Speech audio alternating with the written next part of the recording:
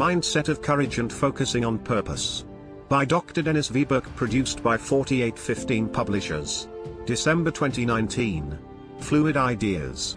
We spend the greater part of our lives working to stave off an appointment we have with inevitability, our greatest fear, death. People who seem to willingly enter this abyss become our heroes. We tell stories and create legends about the men and women who conquered the things we fear. They somehow seem to demonstrate signs of unfathomable courage. Yet, death is to living as birth is to dying. Both are different points along a particular path in life. In the highest level of spiritual understanding, one might come to acknowledge that physical death is a point of transition. Whenever one picks up the end of a stick, one picks up the other end. Developing an understanding of life can teach us about the meaning of death. Embracing the principles of life and death might mean being in harmony with nature. To live a full life means one has traveled the entire path, learned what life offered, and taught the lessons to others. The best one can achieve is the accomplishment of all that is possible along the path. The desire to live and to hold on to what we know hinges on our need to maintain the perception of being in control. People might even find comfort in misery, merely if it helps them to avoid death. We have developed axioms to console us in times of fear. We say, better the devil you know than the devil you don't know. This is a miserable idea and attitude towards life. What is this fear that we carry? We do not work to avoid most of the experiences that are unknown, yet we obsess with avoiding death. Akin to death is pain and suffering. Both are possible along the path of life, and so are love, peace, joy, and accomplishments. Along this same path of life, one will discover hate, war, sadness, and failures. If conception is a beginning and death is an end, then birth, pain, and suffering are as important as love, peace, accomplishment, and joy. Acceptance of the whole person is the understanding of our makeup. Life includes the physical, emotional, mental, and spiritual at a base level.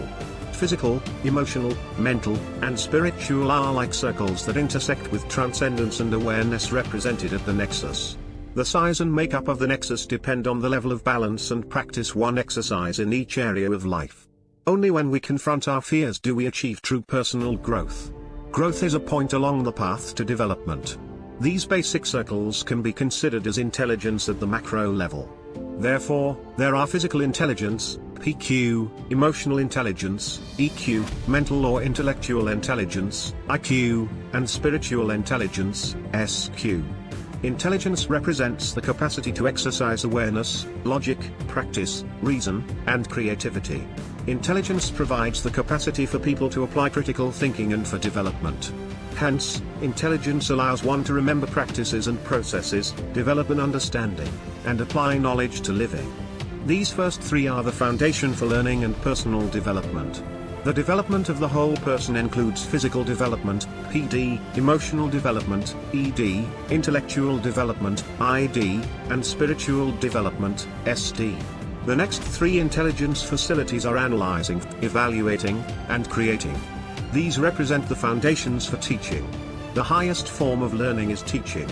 Teaching is expanding the nexus of awareness upward and downward outside the realm of personal space and into the sphere of concern and influencing. Learning and teaching are important functions on the path of life because they represent and fulfill two of the most basic needs found in all people. Just as the need for survival is important to people, so are the needs for relevance and significance. We all share the desire to live, love, learn, and to create a legacy. Learning signifies the pursuit of growth. Growth epitomizes life. Teaching exemplifies love and the creation of timeless legacy. Growth is perceived as the extension of living, and the longer one lives, the closer one moves to dying. Teaching is the converting and transferring of knowledge from the intrapersonal dimension into the interpersonal dimension. Through teaching, one confronts the narrative of mortality and learns to live on the path of life.